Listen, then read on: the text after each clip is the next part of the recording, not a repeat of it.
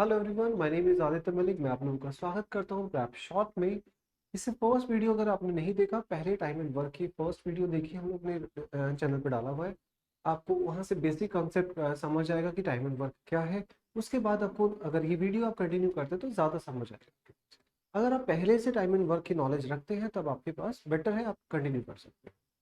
अगर देखिए, मैं एक बार बताता हूँ आपको, चैनल पे दो तरह के कंटेंट मिलते हैं। एक बेसिक आइडिया मिलेगा हर अर्थमेटिक के चैप्टर का आपको, और किसी भी पर्टिकुलर सब्जेक्ट से रिलेटेड। और फिर सेकंड जो आपके पास मिलेगा प्लेलिस्ट में, कि हर चैप्टर से जो बेस्ट क्वेश्चंस होते हैं वो आपको प्लेलिस्ट में मिल जाए। जो रिसेंट एग्जाम में आए हुए क्वेश्चंस होते हैं वो सब हम लोग डिस्कस किए हुए हैं। वो ज़्यादा बेनिफिशियल है आप लोगों के लिए अगर आप प्रैक्टिस करते हैं तो। देखिए, हम लोगों ने टाइम एंड वर्क को डिस्कस करे थे फर्स्ट वीडियो में। सेकंड पार्ट में हम लोग डिस्कस करते हैं उसके फर्दर चीज़ें। मैंने क्या बोला था, एक छोटा सा फॉर्मूला आपको दिमाग में रखना है। टाइम और एफिशिएंसी की मल्टीप्लाई करते हैं तो वर्क आपके सामने आता है। ये हमने फर्स्ट पार्ट में डिस्कस किया था कैसे कैसे चीजें चलती है। अब मैं आगे इसमें चलता हूँ आपके पास, कि किसी चीज में फॉर सपोज कोई दो आदमी है। एक आदमी ए है और दूसरा आदमी बी है। ए ने किसी काम को करने में 20 डेज लिए और बी ने उसी काम को करने में 30 डेज लिए। ये गिवन है। यहाँ तक हमने कर लिया था चीजें। अब इसके बाद मैंने कहा था, जब ये टाइम टाइम सिर्फ गिवन होता है, हम क्या करते हैं इस टाइम के बेसिस पे एक वर्क को मानते हैं। ऐसा वर्क हम क्या मानेंगे, इन दोनों का एलसीएम मानेंगे। इन दोनों का एलसीएम होता है 60। जैसे आप 60 एलसीएम मानेंगे तो आपको पता है कि भैया वर्क को जब टाइम से डिवाइड करते हैं तो एफिशिएंसी आती है। कितनी एफिशिएंसी होगी, 60/20 दैट इज 3, और 60/30 दैट इज 2। अब क्वेश्चन की लैंग्वेज पे चलते हैं। क्वेश्चन में फॉर सपोज ऐसा आपको गिवन है। क्या गिवन है, कि किसी चीज में if A and B started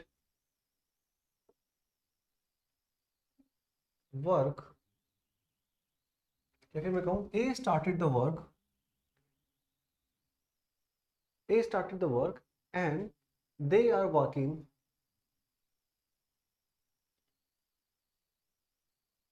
alternatively.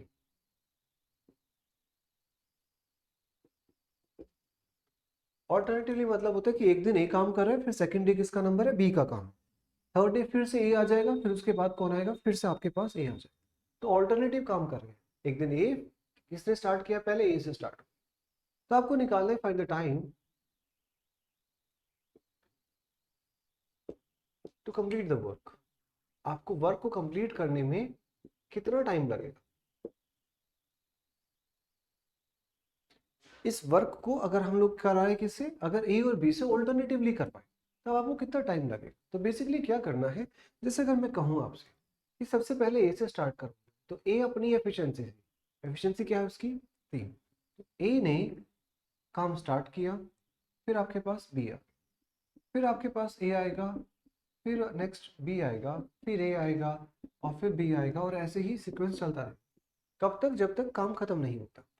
तो बेसिकली अगर मैं कहूँ आपसे कि एक एक सीक्वेंस है, एक आपके पास साइकिल है, फिर ये जो सेकंड वाला है ये आपके पास दूसरा साइकिल हो गया, ये थर्ड वाला साइकिल हो गया। इस तरह से 3 साइकिल मैंने यहाँ बनाए। अब जब देख रहे हैं इसमें फर्स्ट साइकिल में कितना काम, ए ने अपनी एफिशिएंसी मतलब 3 एफिशिएंसी से काम किया, बी ने अपनी एफिशिएंसी मतलब 2 एफिशिएंसी से काम किया। सेम चीज, ए की वैल्यू है 3, बी की वैल्यू है 2। थर्ड, ए की वैल्यू है 3, बी की वैल्यू है 2। तो बेसिकली आप ऐसा सब समझाने के लिए बस बता रहा हूँ, आपको करना नहीं है सब चीज़ें। आपको समझाने के लिए बस मैं इतना सब लिख रहा हूँ। जैसे मुझे पता चला फर्स्ट साइकिल में कितना काम हुआ, 5। सेकंड साइकिल में कितना काम हुआ, फिर से 5। तो थर्ड साइकिल में कितना काम हुआ आपके पास, 5। तो बेसिकली मुझे पता चला 3 साइकिल हुए, और 3 साइकिल में कितना काम हो चुका आपके पास, 15 काम हो चुका। इस बात को लिखने का तरीका आपको बस बदलना है। कैसे लिखेंगे, जैसे मैंने कहा कि फॉर सपोज आपके पास ये एक दिन का काम है, ये दूसरे दिन का काम है, तो मैं क्या कहूँगा कि 2 दिन। जैसे इसमें कितना टाइम लगा है, इसमें लगा एक दिन, फिर ये सेकंड डे है, ये थर्ड डे है, ये फोर्थ डे, ये फिफ्थ डे, और ये सिक्स डे। मुझे पता चल गया कि भैया 6 दिन का काम, मेरे पास टोटल कितना वर्क आ चुका। 6 दिन में टोटल 15 काम हुए। इसको लिखना कैसे है, आपने लिखना है कि भैया 2 दिन, जैसे फर्स्ट डे का वर्क है 3, सेकंड डे का है 2। आप कहेंगे 2 डेज वर्क। 2 दिन में कितना काम हुआ, तो 3 और 2 5। अगर मुझे 4 दिन का काम निकालना है, तो 4 दिन के काम इधर 2 की मल्टीप्लाई तो इधर भी 2 की मल्टीप्लाई, दैट मीन्स 10 आ जाता।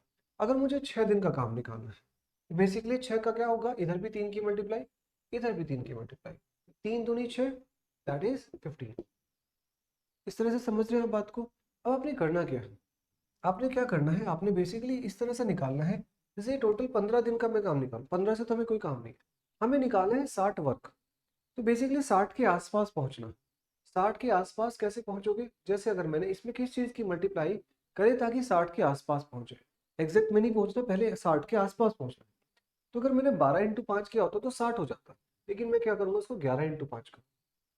जैसे यहाँ पे देखा, 11 × 2 आपके पास क्या हो गया, 22 तो दिन हो चुके, और 22 दिनों में कितना काम होगा, 11 × 5, 55 वर्क हो चुका।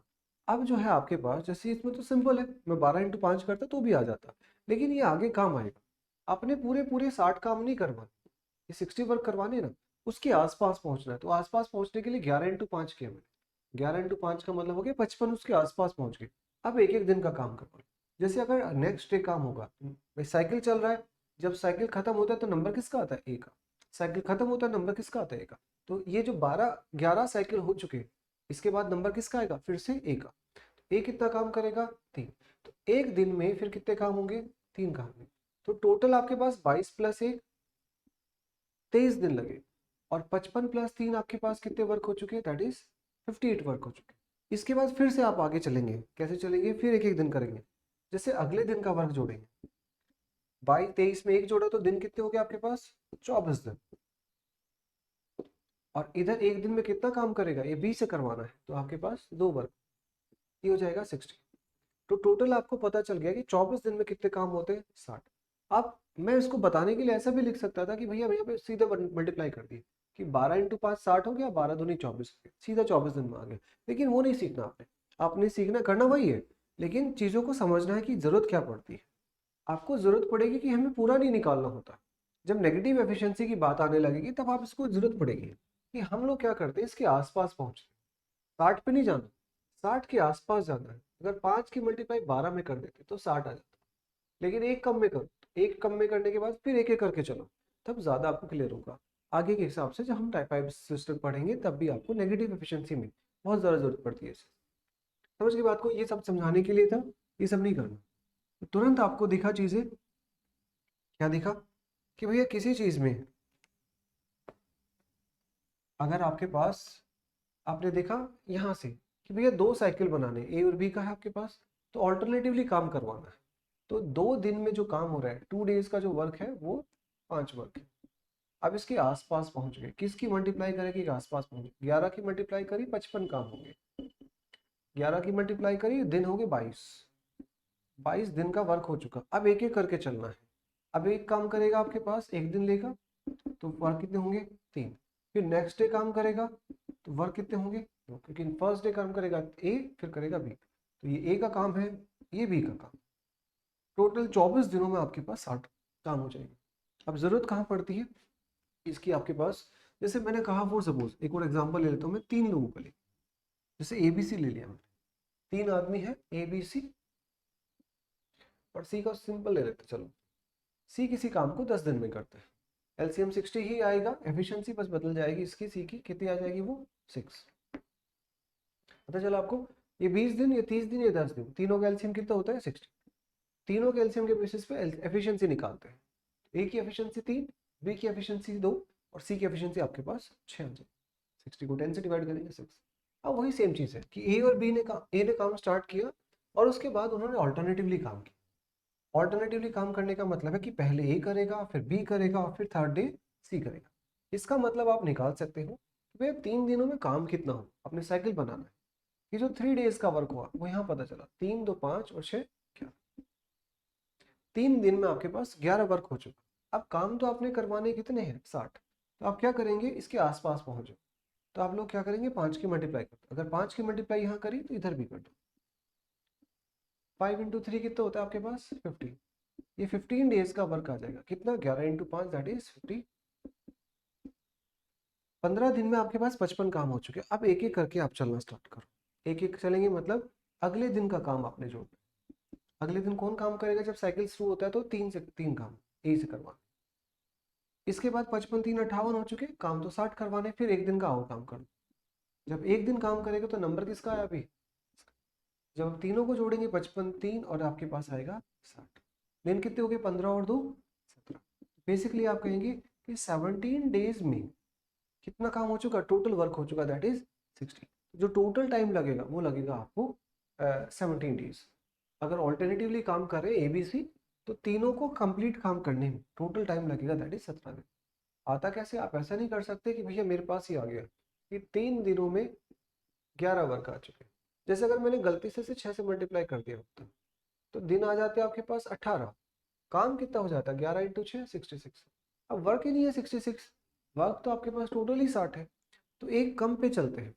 एक कम क्या लगा आपको? 55। 11 इंटू 5 लगा 55। और उसके बाद फिर एक एक करके चलना। साइकिल में फर्स्ट में करता है ए 3 एफिशिएंसी से, साइकिल में फिर करता है बी 2 एफिशिएंसी से। ए और बी दोनों की एफिशिएंसी दैट इज 3 और 2, ये 60 हो जाएगी।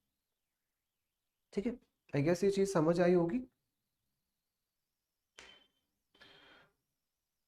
दो आदमियों में भी ऑल्टरनेटिव लगा सकते हैं, तीन में भी लगा सकते हैं। इसमें चलते हैं नेक्स्ट चीज पे। जैसे क्वेश्चन होता है ऐसा कुछ,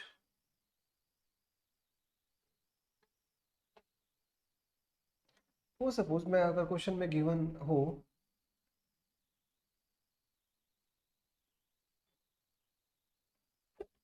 ऐसा कुछ गिवन है आपके पास कि किसी काम को करने में ए लेता है 20 डेज, बी लेता है फॉर सपोज 30 डेज और सी लेता है 40 डेज। ठीक है, तीनों आप इसमें काम कर रहे हैं, तीनों अलग अलग टाइम आपको दे रखा है और बोला गया है हमारे पास ऐसा कुछ लैंग्वेज में। सबसे पहले तो वही करेंगे, तीनों को एलसीएम, एलसीएम के बेसिस पे हमारे पास ये तो टाइम है, टाइम के बेसिस पे वर्क आ जाएगा दैट इज 120। यहाँ से एफिशिएंसी आ जाएगी, ये 6, ये 4, ये 3, ये एफिशिएंसी आ। जैसे ये चीज़ें तीनों आ गई हमारे पास, इसके बेसिस पे फिर आगे की बात करनी। जैसे मैं क्वेश्चन में अगर ऐसा गिवन दूं, if A worked twice of its efficiency,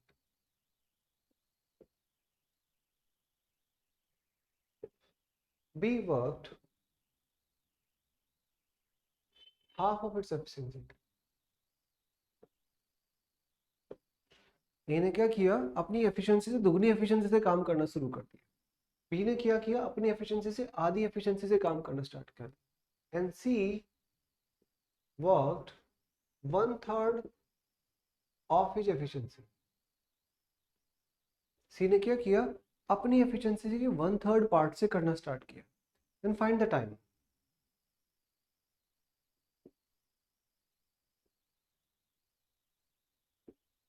taken together to complete the work.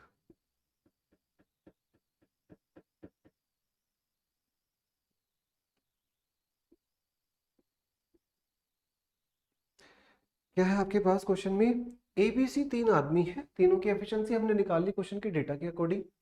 और यहां से आपसे बोला गया कि ए ने क्या किया? ए ने किया भाई हमारे पास A work twice of his efficiency. A अपनी एफिशिएंसी का डबल से काम करता है और बी अपनी एफिशिएंसी के हाफ से काम करता है। ये दो कंडीशन आपको दी है। ए वाले की एफिशिएंसी को क्या करवा दिया इसने? दुगना करवा। बी की एफिशिएंसी को क्या करवा दिया? आधा करवा दिया। सी की एफिशिएंसी को क्या करा दिया? 1/3 करा दिया। अब आपको एक चीज समझनी है। जैसे आपको पता है कि ए की एफिशिएंसी मुझे पता है, ए की एफिशिएंसी कितनी है? 6। अगर उसकी एफिशिएंसी डबल हो गई है तो कितना करने लगेगा?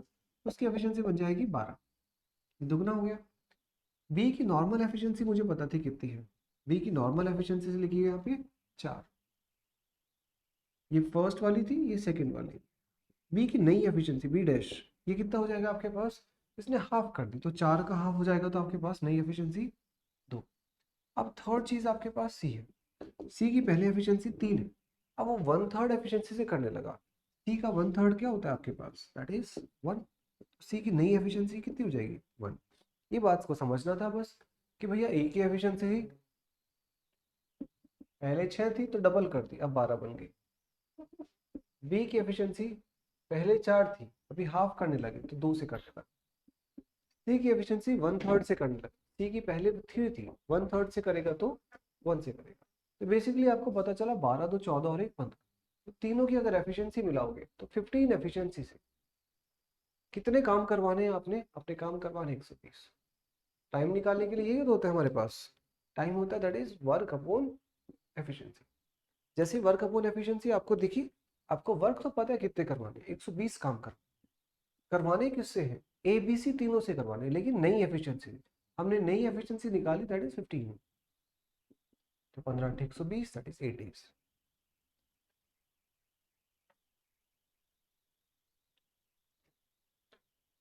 ठीक है, ये आपके पास आ जाएगा। अगर डेज में है डेज, आवर्स में है तो आवर्स आपके पास आ जाएगा। आप निकाल सकते हैं। इस तरह के क्वेश्चंस आपके पास एग्जाम में आते हैं जहां पे कंडीशन बनाई जाती है। आपको फर्स्ट में तो एफिशिएंसी निकालनी है, फिर क्वेश्चन के अकॉर्डिंग उसने चेंज कर दिया कि ए की एफिशिएंसी डबल करो, बी की हाफ करो और सी की 1/3 करो। तो इस तरह से आप नई एफिशिएंसी निकाल सकते हैं। इस नई एफिशिएंसी से कितना काम करवाना, काम तो वही है, सेम चीज 120। 120 काम करवाना है किससे? 15 एफिशिएंसी, दैट इज 15 × 120 आपके पास 8 डेज है। एक और देते इसमें,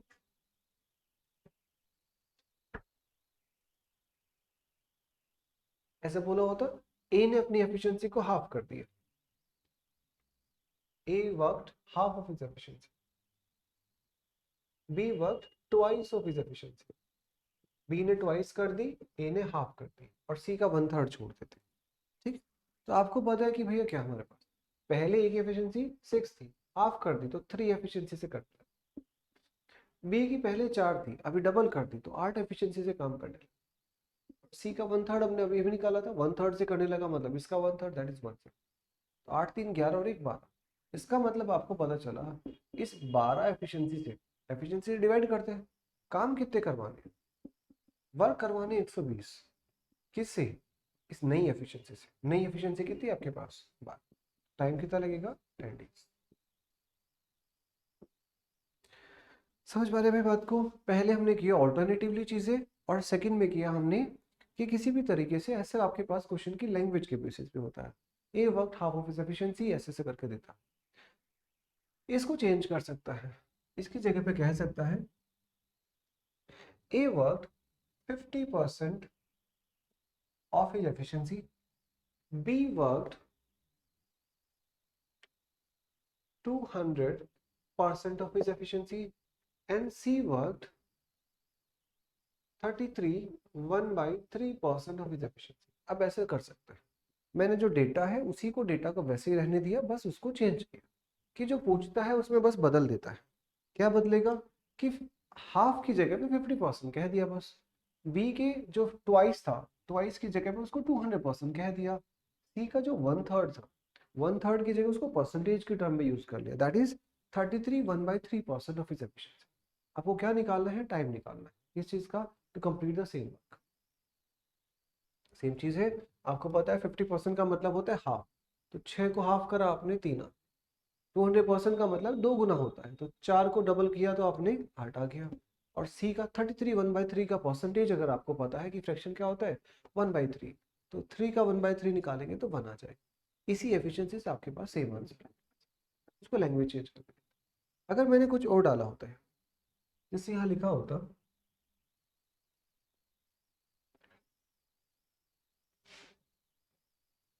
इफ ए वर्कड,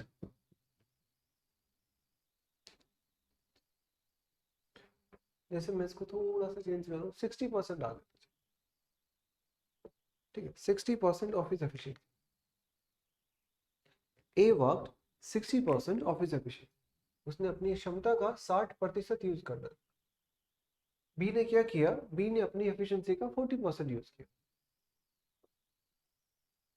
और सी ने यूज किया अपनी एफिशिएंसी का, फॉर सपोज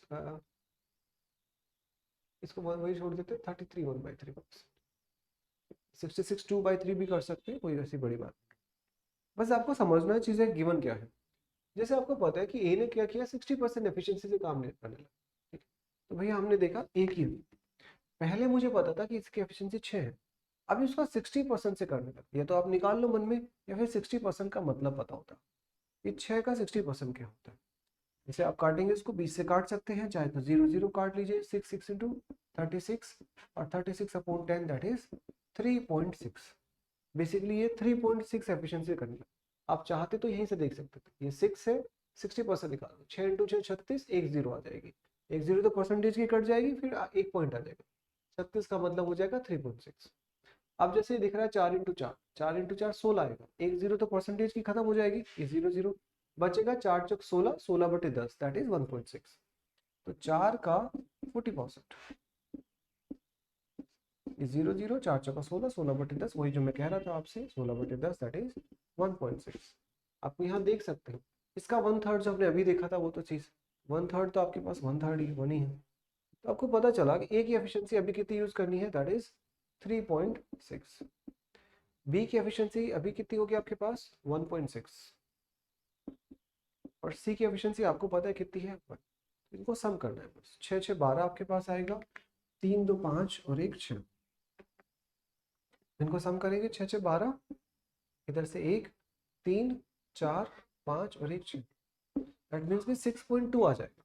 अब आपने वर्क कितना करवाना है, टोटल वर्क करवाना है 120, किससे, इन तीनों की एफिशिएंसी से, तीनों की एफिशिएंसी कितनी है 6 पॉइंट, यहीं से आप निकाल सकते हैं, और यही सेम चीजें आपके सामने आती है। समझिए बात को, आपको काटना नहीं, बस मैं रफ डेटा दे रहा हूँ, यहाँ पे दो से ही कटेगा, बस ज्यादा आपके पास नहीं, रफ डेटा दे रहा हूँ समझाने के लिए आपको चीज, कि ऐसा दे सकता है कि A work 60% efficiency, B work 40% efficiency, तो हम निकाले कैसे उसको, भैया पहले एफिशिएंसी निकल गई, उसका तो कुछ भी परसेंटेज आप निकाल सकते हो ना। जब फर्स्ट वर्क तो यही है, फर्स्ट तो टास्क यही है कि भैया इनके बेसिस पे ये निकालना, और इसको यूज कैसे करना, वो क्वेश्चन में गिवन है कि ए से काम करवाने 60%, तो 60% एफिशिएंसी ले ली, 6 इंटू 6 36, 3.6, इसका 40%, 4 चौका 16, आपके पास 1.6, इधर से आपके पास वन थर्ड दैट इज 1। इनको यूज कर सकते हैं, इसी तरह से लैंग्वेज चेंज करते हैं। जैसे एक और डाल देते हैं इसमें, अगर आपको सपोज और क्या बोल सकता है, और अगर इसमें मैं चेंज करूँ थोड़ा, एबीसी 3 लोग हैं, एक क्वेश्चन ऐसा भी होता है, उसको मैं अलग से डिस्कस करूंगा, जहां पे आपके पास क्या होता है कि पीछे की साइड से बोलता है कि काम खत्म होने से 4 दिन पहले ए ने काम छोड़ दिया, तो बेसिकली उसमें ऐड ऑन करना पड़ता है। जैसे इसमें पीछे की साइड से बोलता है, अभी तो बोल रहा है कि काम स्टार्ट किया, फिर 5 दिन के बाद काम छोड़ दिया, लेकिन एक क्वेश्चन की लैंग्वेज ऐसे होती है कि ए बी सी ने काम स्टार्ट किया, लेकिन जब काम खत्म होने वाला था, जब एंड पॉइंट आने वाला था, उससे 4 दिन पहले ए ने काम छोड़ दिया, और थोड़ा सा अच्छा बनाना पड़े तो उसको उसी में ऐड ऑन कर दे, क्योंकि काम खत्म होने से 6 दिन पहले बी ने भी काम छोड़ दिया, तो बचे हुए काम को कितना टाइम लगेगा, तो बेसिकली उसमें थोड़ा सा ध्यान रखना पड़ता है, उसको मैं अलग से डिस्कस करूंगा, अभी के लिए उसको छोड़ देते हैं। वहां पे आपको ऐड करना होता है बेसिकली चीज़ों को, जो भी अपना वर्क है उसको माइनस करने की बजाय ऐड कर लो, तो ज़्यादा इजी रहेगा। इसमें और क्या कर सकते हैं हम लोग, वेजेस भी इसी के ऊपर होता है, जैसे वेजेस का हम अलग से पढ़ेंगे, वैसे वेजेस पे पढ़ेंगे तब भी आपको समझ आएगा कि वेजेस क्या है। वेजेस भी बिल्कुल वर्क के बराबर होते हैं, जितना आप काम करते हो उस हिसाब से तो आपको पैसा मिलता है, जितना आप काम करते हो उस हिसाब से आपको पैसा मिलता है। चलो ये बात है, तो एक चीज़ और समझ लेते हैं, जैसे हमने कॉन्सेप्ट पढ़ा हुआ है ये, कि भैया टाइम वर्क में ये चीज़ होती है। जैसे एक चीज मैंने आपको बताई स्टार्टिंग में, कि वर्क जो आपके पास है, अगर फॉर सपोज आपको गिवन एक आदमी 20 काम करता है, एक आदमी 30 दिन लेता है, दोनों कैल्शियम लेते हैं 60, इधर से आता है 3, इधर से 2, तो हमने अभी तक देख लिया। इसी के बेसिस पे अगर मैंने कहा आपसे कि भैया मेरे पास ये तो है, ये तो आपके पास है टाइम, ये आपके पास वर्क, और ये आपके पास एफिशिएंट, मैंने कहा इनके टाइम के रेशियो क्या है, टाइम के रेशियो मतलब पहला टाइम और दूसरा टाइम, पहले वाले का टाइम है 20, दूसरे वाले का टाइम है 30, तो 20 और 30 इनका है, लेकिन रेशो क्या है, रेशो का मतलब होता है जो कटने वाली चीज को काटते हैं, तो 2:3। जब हमने इनकी एफिशिएंसी देखी तो मुझे पता चला कि इनकी एफिशिएंसी का रेशो क्या है, इसकी एफिशिएंसी आई है 3 और इसकी एफिशिएंसी आई 2। बेसिकली अगर मैं कहूँ आपसे कि होता क्या है, कि टाइम और एफिशिएंसी आपस में एक दूसरे का ऑपोजिट होती है, या इनवर्सली प्रोपोर्शन होती है। ये समझना कैसे है आपको, मुझे टाइम का रेशियो दिखा कितना है वो हमारे पास 2/3, दैट इज 2:3। एफिशिएंसी का रेशियो क्या हमारे पास 3/2, दैट मीन्स 3:2, 3:2। तो जो भी चीज आपके पास होती है, हम इसे कॉन्सेप्ट को समझ सकते हैं ऐसे, कि जब हमारे पास ये कब होता है, यदि आपके पास ये जो चीज है work equals to time into efficiency. Basically मैं कह रहा हूँ अगर आपके पास कहीं ऐसा है कि अगर आपने 60 ही वर्क करवाने हैं, तो अगर वर्क सेम है तो ये दो चीज़ें आपस में बचे, ये दूसरे के एक दूसरे के क्या होगी, ऑपोजिट होगी। अगर मुझे कहीं टाइम का रेशियो पता है, ये काम आता है बहुत ज़्यादा, अगर टाइम का रेशियो मुझे पता है 2:3 है, तो इसी के बेसिस पे मैं कहूँगा कि एफिशिएंसी क्या होगी, 3:2। ये बहुत ज़रूरी चीज़ है जो आपके पास चैप्टर में काम आएगी। जब हम कॉन्सेप्ट आगे देखेंगे तब आपके पास ये चीज़ काम आने वाली है कि कहीं आपके पास अगर सेम वर्क करवाना है, अगर ये फैक्टर सेम है, तो ये दोनों फैक्टर आपस में क्या होते हैं, ऑपोजिट होते हैं। जब दो आदमियों की बात हो रही तभी हम लोग इसकी बात करें, तीन की बात करेंगे तो और तरीके से इसको लिखेंगे। ऑपोजिट वहां पे भी होता है, बट लिखने का तरीका बदल जाता है। जब दो आदमी है, मैंने कहा किसी की एफिशिएंसी मुझे गिवन है 4:3, ये है ए आदमी, ये है बी आदमी, तो इसी बेसिस पे मैं कह सकता हूँ कि इनका जो हमारे पास होगा दैट इज ए और बी का जो टाइम का रेशियो होगा, अगर ये 4:3 है तो ये कितना होगा, 3:4। ये काम की चीज़ है, आपको समझनी है। इस चीज़ के बेसिस पे बहुत सारे क्वेश्चंस आपके एग्जाम में आते हैं और यहाँ से बहुत सारे फैक्टर्स बनते हैं, बहुत सारे कॉन्सेप्ट अलग से डेवलप होते हैं जो हम जल्दी से क्वेश्चन को सॉल्व कर सकते हैं। ठीक है, आई गेस ये वीडियो आपको समझ आया होगा। अगर ये वीडियो आपको पसंद आया तो आप इसको लाइक कर सकते हैं, सब्सक्राइब कर सकते हैं। चैनल पे जाके दूसरा इसके बाद पार्ट आप देख सकते हैं, वहाँ पे हम लोग और कुछ क्वेश्चन को डिस्कस किया। कुछ प्लेलिस्ट में जाके आपको दूसरे वीडियोस भी मिल जाएंगे जहाँ पे हमने रीसेंट एग्जाम में आए हुए सारे चैप्टर्स से क्वेश्चंस को डिस्कस किया, जितने भी अच्छे क्वेश्चंस हैं वहाँ पे हमने डिस्कस किया।